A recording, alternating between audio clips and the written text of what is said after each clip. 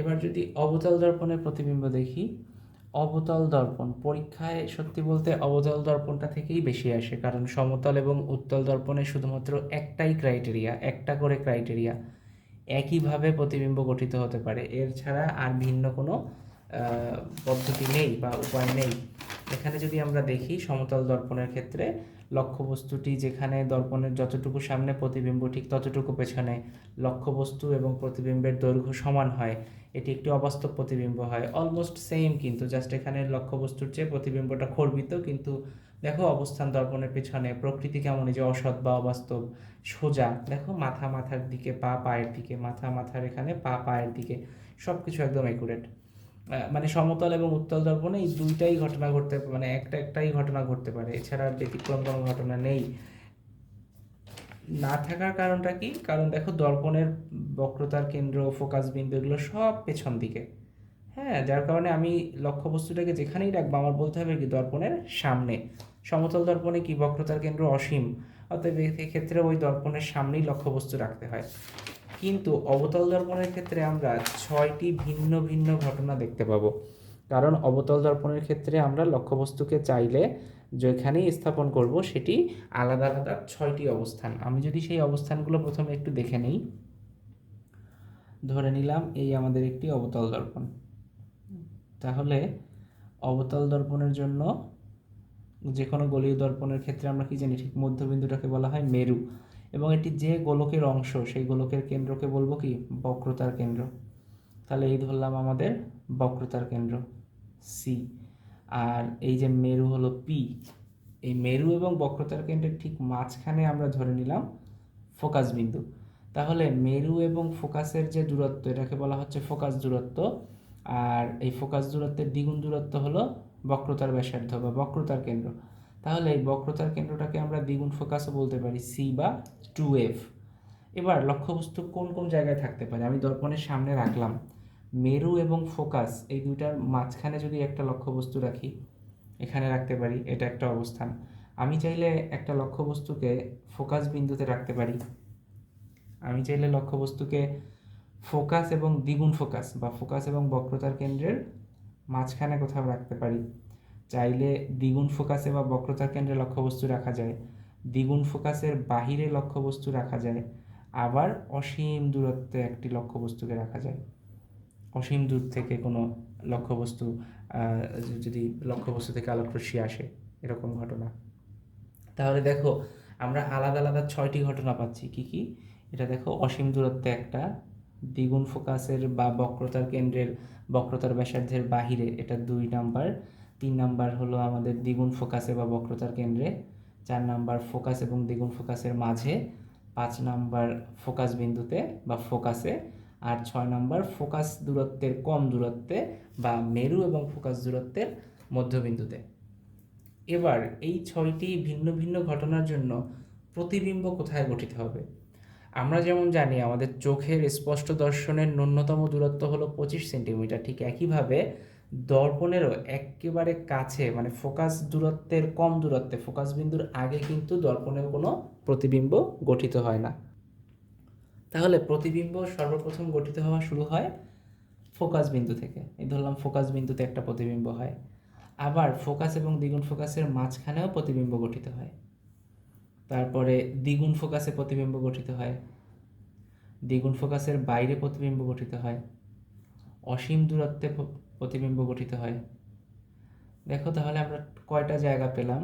এটা হলো আমাদের 1 নম্বর প্রতিবিম্ব, এটা 2 নম্বর, এটা 3, এটা 4, এটা 5।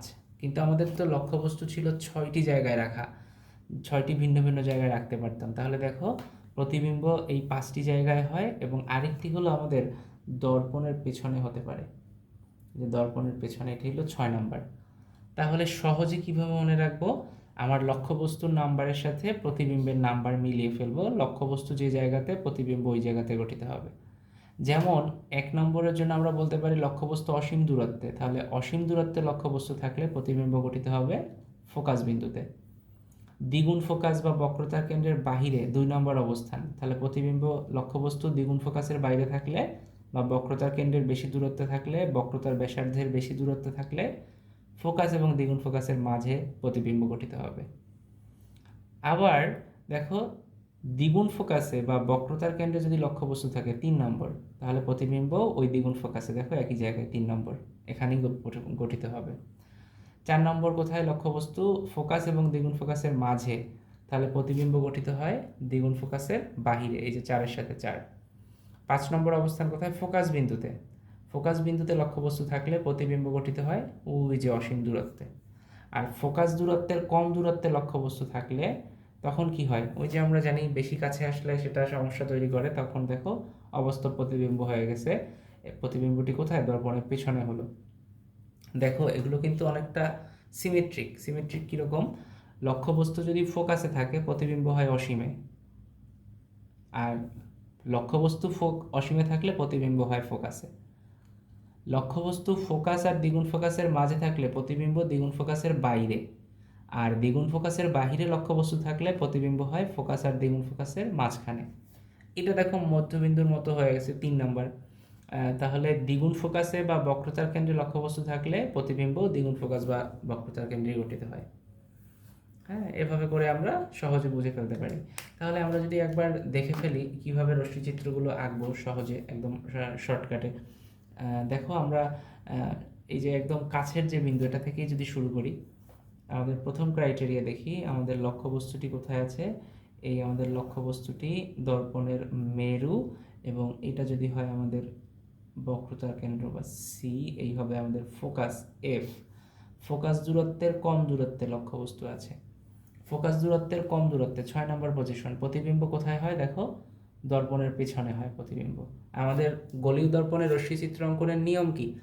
মাত্র 2টা নিয়ম। একটা হলো এই যে প্রধান অক্ষয়, প্রধান অক্ষের সমান্তরালে আলোকরশ্মি আসবে, এবং সেটা প্রতিফলনের পর কোথা দিয়ে যাবে? প্রতিফলনের পর অবশ্যই এই যে ফোকাস বিন্দু দিয়ে যাবে। এবং আরেকটি আলোকরশ্মি আমি কোথা দিয়ে আঁকবো? আরেকটি আলোকরশ্মি এই যে বক্রতার কেন্দ্র বরাবর। তাহলে আলোকরশ্মি তো দর্পণ নিতে হবে, আমাদের এটা দর্পণ। তাহলে বক্রতার কেন্দ্র বরাবর আলোকরশ্মি কীভাবে নেব? আমি স্কেল ধরে এভাবে করে বক্রতার কেন্দ্র বরাবর চিন্তা করব। তাহলে এই বক্রতার কেন্দ্র বরাবর যদি আলোকরশ্মি যায়, এটা প্রতিফলনের পর এই বক্রতার কেন্দ্র দিয়েই যাবে। দেখো এই আলোকরশ্মি দুটি যত সামনে আগাচ্ছে এদের মধ্যে দূরত্ব বৃদ্ধি পাচ্ছে, এরা কোনোদিন বাস্তবে মিলিত হবে না। এদেরকে যদি আমরা পিছন দিকে বর্ধিত করি, তাহলে দেখা যায় কিছুটা দূরে গিয়ে এরা একটা বিন্দুতে মিলিত হয়। যে বিন্দুতে মিলিত হয় ওই বিন্দুটি হবে এভাবে এক্স ওয়াই এ বি, বা তোমার যে কোনো পি কিউ নামকরণ করে নিবা। তাহলে ওই বিন্দুটি হবে এক্স বিন্দুর অবস্থা প্রতিবিম্ব এক্স প্রাইম। এভাবে এক্স ওয়াই লক্ষ্যবস্তুর জন্য এক্স প্রাইম ওয়াই প্রাইম প্রতিবিম্ব গঠিত হবে। এবং তুমি ওই একইভাবে এম এম প্রাইম দর্পণের এক্স বিন্দুতে, এই বিন্দুতে আপতিত হলো, এ বি পথে ফিরে গেল, এভাবে করে লিখে লিখে একদম জ্যামিতির সম্পাদ্য যেভাবে লেখো ওভাবে করে লিখে ফেলবে। আই গেস খুব একটা ডিফিকাল্ট হবে না। তাহলে এক্ষেত্রে আমরা কি বলতে পারি? আমাদের লক্ষ্যবস্তু যখন মেরু এবং ফোকাসের মাঝখানে থাকে, প্রতিবিম্বের অবস্থান দর্পণের পেছনে, এবং দেখো আলোকরশ্মি সত্যি সত্যি মিলিত হয়নি, পিছন দিকে বর্ধিত করার পর মিলিত হচ্ছে সেই প্রতিফলিত রশ্মিদ্বয়, অর্থাৎ এটি একটি অবাস্তব প্রতিবিম্ব বা অসৎ প্রতিবিম্ব। প্রতিবিম্বটি সোজা, দেখো মাথা এই উপরেই আছে, পা নিচের দিকেই আছে। প্রতিবিম্বের আকৃতি কেমন? দেখো বাস্তবের চেয়ে প্রতিবিম্বটা বিবর্ধিত। আমরা আরও একটি মজার বিষয় দেখব, দর্পণের অবতল দর্পণের ক্ষেত্রে এটা দেখো, যত দর্পণের কাছে আসবে লক্ষ্যবস্তু, যত কাছে আসবে প্রতিবিম্ব আকারে তত বড় হবে, এবং দর্পণ থেকে যত দূরে যাবে প্রতিবিম্ব আকারে তত ছোট হয়ে যাবে। তাহলে এটা একটা ঘটনা। 2 নম্বর ঘটনা কি? দেখো 2 নম্বর ঘটনা হলো বা 5 নম্বর যেটা আছে এটার পরের দূরত্ব ফোকাস বিন্দুতে। তাহলে আমরা অবতল দর্পণের ক্ষেত্রে ফোকাস বিন্দুতে যদি কোনো লক্ষ্যবস্তু রাখি, এই হলো সি বা 2F, আর তার অর্ধেক হলো এফ। তাহলে এই যে ফোকাস বিন্দুতে যদি কোনো লক্ষ্যবস্তু থাকে, তাহলে আমাদের রশ্মিচিত্র অঙ্কনের নিয়ম তো 2টাই। প্রধান অক্ষের সমান্তরালে আলোকরশ্মি আসবে, এটা সবসময় প্রতিফলনের পর ফোকাস বিন্দু দিয়ে যাবে। আর একটা কি? বক্রতার কেন্দ্র বরাবর রাখতে হবে। তাহলে বক্রতার কেন্দ্র বরাবর আলোকরশ্মি এলো, সেটা প্রতিফলনের পর বক্রতার কেন্দ্র দিয়েই চলে যাবে। আমি হাতে আঁকায় তাড়াহুড়ো করতেছি, একটু আঁকাবাঁকা হচ্ছে, বাট তুমি যখন স্কেল ধরে আঁকবে কাটার কম্পাস নিয়ে, তখন দেখবে এই রেখা দুটি একেবারে সমান্তরাল, অর্থাৎ এরা কোনোদিন মিলিত হবে না। কিন্তু আমরা অনেক দূরের লক্ষ্যবস্তু তো দেখতে পাই, সূর্য দেখতে পাই, এত বড় সূর্য, বাট অনেক ছোট হলেও দেখতে পাই। সূর্যের চেয়েও কোটি কোটি গুণ বড় নক্ষত্র আমরা একদম ছোট হলেও তো দেখতে পাই। হ্যাঁ, বা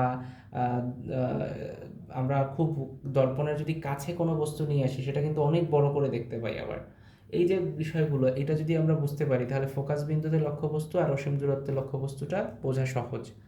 দর্পণের যত কাছে আসবে তত কি বড় করে দেখা যাবে, তাই তো? তাহলে দেখো আমরা এই যে ফোকাস বিন্দুতে যখন রাখি তখন সবচেয়ে বড় আকারে দেখা যায়। এরা এরকম সমান্তরালে যায় কিন্তু প্রতিবিম্ব তো তৈরি হয়, এ কারণে আমরা ধরে নেই যে এরা অসীম দূরত্বে গিয়ে মিলিত হবে। এবং অসীম দূরত্বে দেখো এইটা যদি প্রধান অক্ষ হয়, প্রধান অক্ষ থেকে আমি কতটা নিচে রাখবো, অসীম দূরত্বে যেতে থাকবে, তো তাহলে অনেক বড় আকৃতির হয়ে যাবে। এক্ষেত্রে প্রতিবিম্বের অবস্থান কোথায় দিব? প্রতিবিম্বের অবস্থান দিব অসীমে। এবং প্রতিবিম্বের অবস্থান অসীমে দেখো এই সামনের দিকেও যদি হয়, আবার এই রশ্মি দুইটাকে যদি আমরা প্রতিফলিত রশ্মি দুইটাকে পেছনে বর্ধিত করি, এরাও তো সমান্তরালে পেছন দিকে যেতে থাকবে। তাহলে এভাবেও চিন্তা করতে পারি, এরা পেছন দিকে প্রতিফলিত রশ্মিদ্বয় পেছনে বর্ধিত করলে এরাও অসীম দূরত্বে গিয়ে মিলিত হবে। অর্থাৎ অবতল দর্পণের ক্ষেত্রে ফোকাস বিন্দুতে লক্ষ্যবস্তু যদি রাখা হয়, সেটি বাস্তব এবং অবাস্তব দুই ধরনের প্রতিবিম্বই গঠন করতে পারে। এবং প্রতিবিম্ব বাস্তব হোক কিংবা অবাস্তব হোক, দুইটাই গঠিত হবে কোথায়? অসীম দূরত্বে।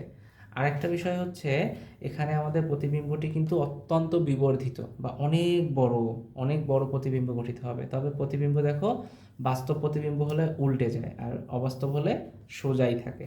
এটা আমরা দেখব সবসময় অবাস্তব প্রতিবিম্বগুলোই সোজা হয়, বাস্তব প্রতিবিম্ব সবসময় কিন্তু উল্টে যায়। আমাদের চোখও যখন দেখে আমরা কিন্তু প্রথমে উল্টোই দেখি, কিন্তু আমাদের ব্রেইনে যখন সিগন্যালটা যায় আমাদের ব্রেন ওটাকে আরও একবার রিভার্স করে, যার কারণে কিন্তু আমরা সোজাসুজি দেখতে পাই, সোজা বস্তুকে সোজা দেখি। না হলে আমরাও উল্টোই দেখতাম। আয়নায় যেমন রিভার্স করার সিস্টেম নেই, আমাদের ব্রেইনের ভেতরেও যদি এই মেকানিজম না থাকতো আমরাও কিন্তু ওই উল্টাটাই দেখতাম, বাস্তব জিনিস এরকম উল্টো উল্টো দেখতাম।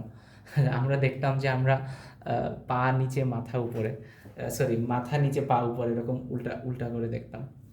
আচ্ছা, এই দুইটা ঘটনা গেল এই 6 নাম্বার এবং 5 নাম্বার। দেখো 6 নাম্বারের জন্য এই যে লক্ষ্যবস্তু কই ছিল, ফোকাস আর মেরু, মেরু এবং ফোকাসের মাঝখানে, প্রতিবিম্ব পেছনে হলো দর্পণের। আর 5 নাম্বার ফোকাসে থাকলে, এই যে ফোকাসের লক্ষ্যবস্তু থাকলে প্রতিবিম্ব অসীম দূরত্বে। এবার ফোকাস এবং দ্বিগুণ ফোকাসের মাঝের যে লক্ষ্যবস্তুটা, এই ঘটনা যদি আমরা দেখি, আমাদের ফোকাস এবং দ্বিগুণ ফোকাসের মাঝে, এটা ধরে নিলাম ফোকাস, এটা ধরে নিলাম সি বা 2F, এর মাঝখানে লক্ষ্যবস্তু। আমাদের সব সময় সেম নিয়ম, আমাদের প্রতিবিম্ব আঁকার ক্ষেত্রে ওই যে প্রধান অক্ষের সমান্তরালে আলোকরশ্মি আসবে এবং এটা প্রতিফলনের পর কী হবে, সবসময় আমাদের ওই ফোকাস বিন্দু দিয়ে যাবে। আরেকটা দেখো যে বক্রতার কেন্দ্র বরাবর আলোকরশ্মি আসতে হবে।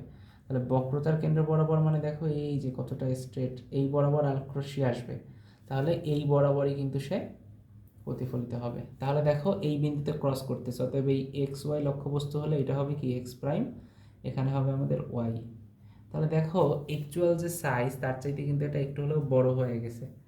অর্থাৎ লক্ষ্যবস্তু আমাদের যদি ফোকাস এবং দ্বিগুণ ফোকাসের মাঝখানে থাকে, এই যে 4 নম্বর ঘটনা, তুমি আরেকবার একটু পিছনে টেনে দেখে নিও বা স্ক্রিনশট রেখে থাকলে ওখান থেকে দেখবে, এই পজিশনে লক্ষ্যবস্তু থাকলে প্রতিবিম্ব এই পজিশনে হচ্ছে। এক্ষেত্রে আমরা কি বলতে পারি, অবস্থান কোথায়? এক্ষেত্রে আমরা বলতে পারি আমাদের অবস্থান দ্বিগুণ ফোকাসের বাহিরে। দেখো টুয়াইস এফ বা এই যে বক্রতার কেন্দ্র সি, তাহলে দ্বিগুণ ফোকাসের বাহিরে, দ্বিগুণ ফোকাসের বাহিরে বা বক্রতার কেন্দ্রের বেশি দূরত্বে, বক্রতার ব্যাসার্ধে বেশি দূরত্বে। এটার আকৃতি কেমন? আকৃতি বাস্তবের চেয়ে একটুখানি বড় হয়ে গেছে। হ্যাঁ, আকৃতি হলো বিবর্ধিত। হাতে আঁকার কারণে তাড়াহুড়ো করতেছি, একটু খারাপ হচ্ছে চিত্রগুলো। তুমি যখন আঁকবে সুন্দর করে নিজের মতো করে, তখন এগুলো আরও স্পষ্ট হবে, বুঝতে পারবে। আর প্রকৃতি কেমন? দেখো আলোকরশ্মি কিন্তু সত্যি সত্যি মিলিত হচ্ছে, প্রতিফলিত রশ্মিগুলো সত্যি সত্যি মিলিত হচ্ছে, তাহলে এটা কি বাস্তব বা সৎ। এবং দেখো উল্টো, উল্টো কেন? এই যে পা, মাথা উপরে ছিল, মাথা এখন নিচে চলে আসতেছে, আর পা নিচ থেকে পা উপরে উঠে গেছে, এই যে উল্টে গেল, প্রকৃতি হলো উল্টো। আচ্ছা, এর পরের কি ঘটনা ছিল? এর পরের ঘটনা হলো আমাদের এই যদি হয় সি বা 2F, এই যদি হয় এফ, আমাদের লক্ষ্যবস্তু কোথায় আছে? এবার প্রথমে ছিল মেরু এবং ফোকাসের মাঝে, মেরু এবং ফোকাসের মাঝে, তারপর ফোকাসে, এবার ফোকাস দ্বিগুণ ফোকাসের মাঝের এই ঘটনা, এবার হলো দ্বিগুণ ফোকাসে বা বক্রতার কেন্দ্রে যদি লক্ষ্যবস্তু থাকে। নিয়ম অনুযায়ী কি হবে, ওই একইভাবে প্রধান অক্ষের সমান্তরালে আলোকরশ্মি আসবে, প্রতিফলনের পর ফোকাস বিন্দু দিয়ে যাবে।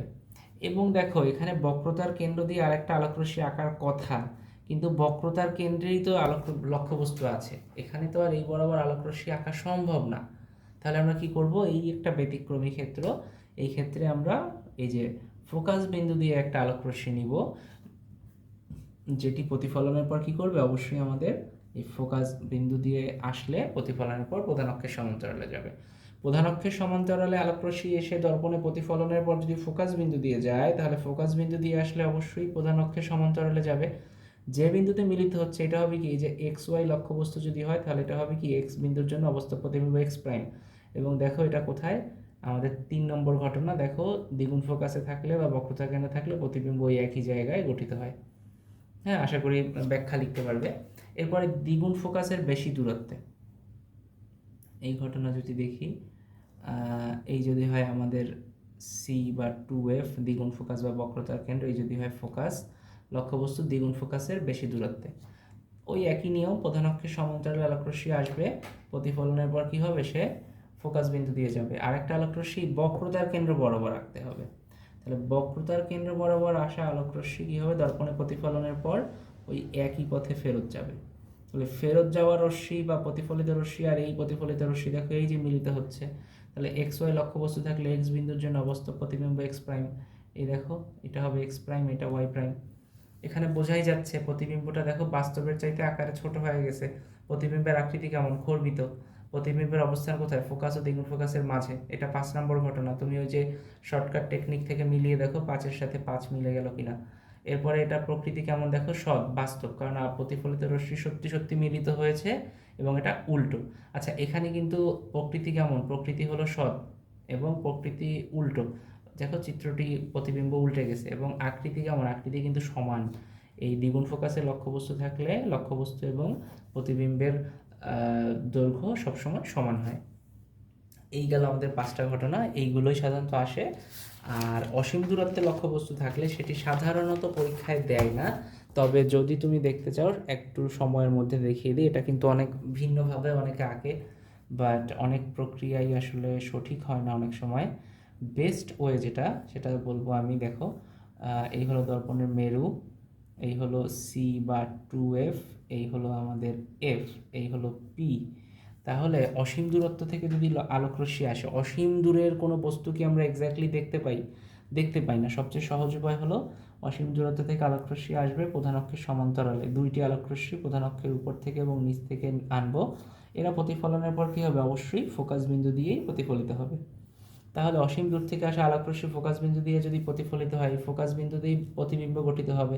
এবং দেখো এখানে লিটারালি ফোকাস বিন্দুর উপরেই দুইটা, মানে প্রধান অক্ষের উপরেই যেহেতু ফোকাস বিন্দু এবং প্রধান অক্ষের উপরেই এই আলোকরশ্মি প্রতিফলিত রশ্মি দুইটি মিলিত হচ্ছে।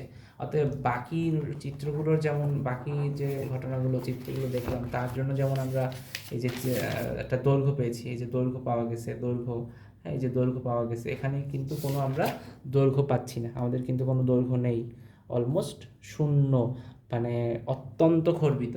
তুমি একটা সূর্যের চেয়েও কোটি কোটি গুণ বড় নক্ষত্র যখন আকাশে দেখো, কতটা ক্ষুদ্র অবস্থায় দেখো, আমরা বলতে পারি কি অত্যন্ত খর্বিত। এই হলো আমাদের রশ্মিচিত্র।